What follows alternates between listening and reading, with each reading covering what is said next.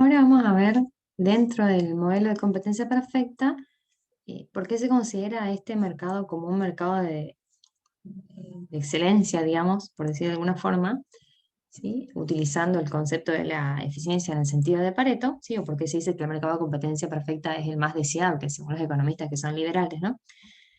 Vamos a ver eso y luego vamos a ver cuáles son las implicancias en el bienestar de los consumidores y de los productores a partir de la implementación de diferentes tipos de políticas.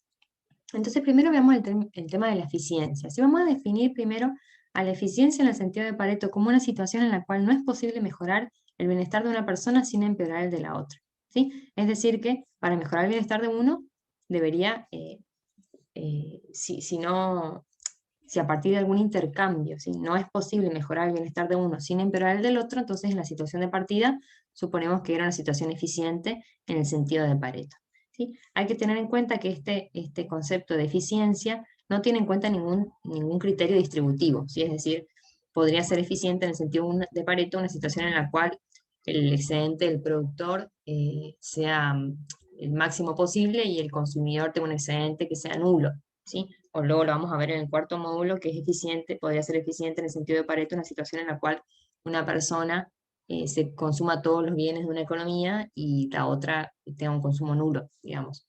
Es decir, no tenemos en cuenta criterios de distribución.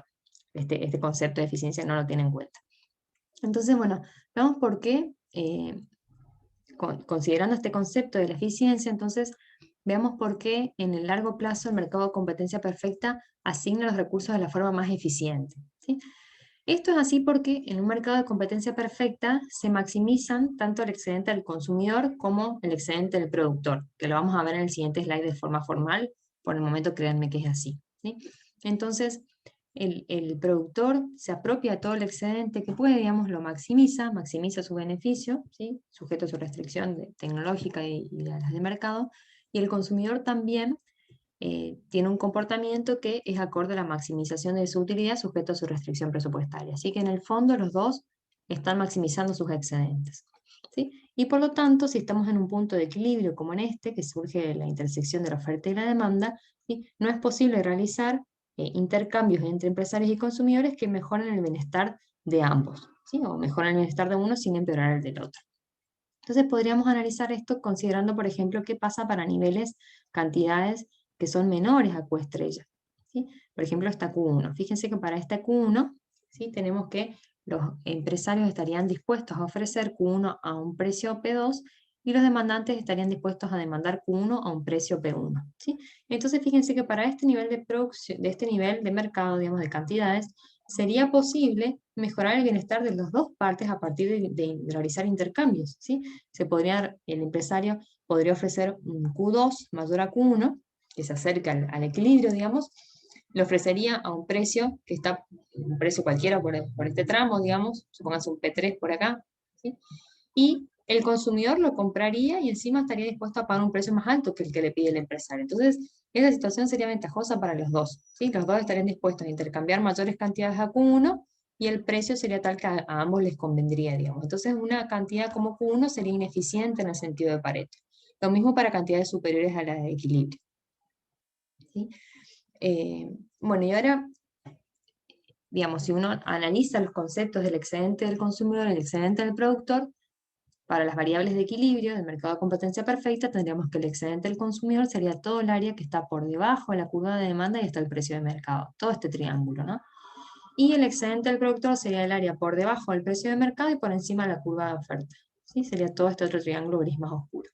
Entonces, fíjense que en el equilibrio de mercado de competencia perfecta, cada uno se apropia de todo el excedente, digamos, cada uno con su triangulito, por decir de alguna forma, y para niveles otros niveles de las variables endógenas distintos a los de equilibrio, por ejemplo Q1, que es el que estábamos trabajando ahora, ese excedente se achica, fíjense. Por ejemplo, para Q1 tenemos que el excedente del consumidor se achica, ¿sí? Fíjense que antes decíamos que era todo esta área gris, clara, y ahora si la cantidad que se vende en el mercado es Q1, por alguna razón, no sé, se establece se racionaliza en el mercado el consumo de determinado bien por alguna razón, y solo se puede intercambiar hasta Q1, entonces a ese nivel de Q1, fíjense que ellos están dispuestos a pagar P1. ¿Sí? Entonces fíjense, los consumidores perderían todo este triangulito de excedente, ¿sí? Que reflejaría una pérdida en términos de cantidades que ya no pueden adquirir. Antes adquirían Q estrella y ahora pueden adquirir Q1. ¿Sí? Entonces, ellos perderían todo este excedente del consumidor que antes se apropiaban por estar en un mercado de competencia perfecta. ¿Sí? Y lo mismo, si desde la perspectiva de los empresarios, si se estableciera una cantidad como Q1 por alguna razón, que solo se podría intercambiar hasta ese nivel, ¿sí? Entonces los productores o empresarios perderían este triángulo gris más oscuro de excedente, ¿sí? Que son cantidades de vuelta que ellos ya no están, ya no pueden ofrecer y no se pueden intercambiar en el mercado, ¿sí? Entonces, bueno, el precio que regiría determinaría otras transferencias de bienestar que podrían suceder, ¿sí? O partes de los excedentes que se van en forma de transferencia al Estado, etcétera, que lo vamos a ver a partir de los impuestos y etcétera más adelante, pero por ahora lo que podemos sí decir es que si se restringe la cantidad a intercambiar y si esa cantidad se limita a un valor por debajo de la cantidad de equilibrio, tendríamos pérdidas del excedente del consumidor y del excedente del productor que nos representan un costo social, ¿sí? Fíjense, la suma de estos dos triángulos se suele llamar pérdida irrecuperable de eficiencia, porque son cantidades de producción que ya no se ofrecen, no se intercambian en el mercado y por lo tanto implican un costo social.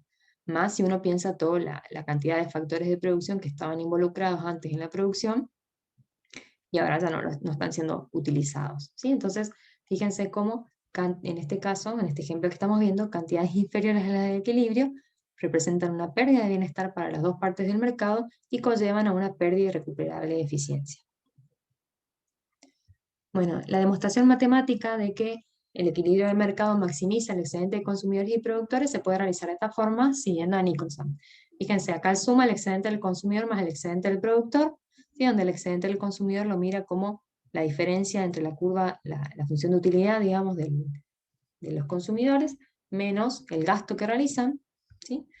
Y para los productores también el ingreso, esto podrían pensarlo como el área que está por debajo de la curva de demanda y hasta el precio de mercado, si uno quisiera ver, digamos, o todo el área que está por debajo de la curva de demanda menos el rectángulo que se asocia con lo que gastan para adquirir ese bien, digamos, ¿sí? Podría pensarlo como todo el área que está aquí debajo, menos este cuadradito que nos representa el gasto de los consumidores. Entonces nos quedaría este triángulo gris, ¿sí? Que es el excedente del consumidor. Y para los productores lo mismo, ¿sí? El ingreso total que ellos obtendrían menos el área que está por encima de la curva de oferta, ¿sí? El ingreso total sería todo este que obtendrían los empresarios, y el área que está por encima de la curva de oferta y está el precio de mercado, perdón, que está por debajo de la curva de, a ver,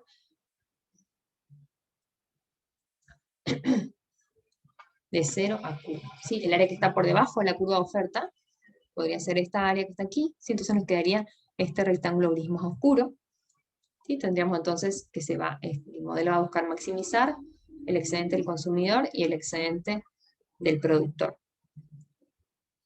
¿sí?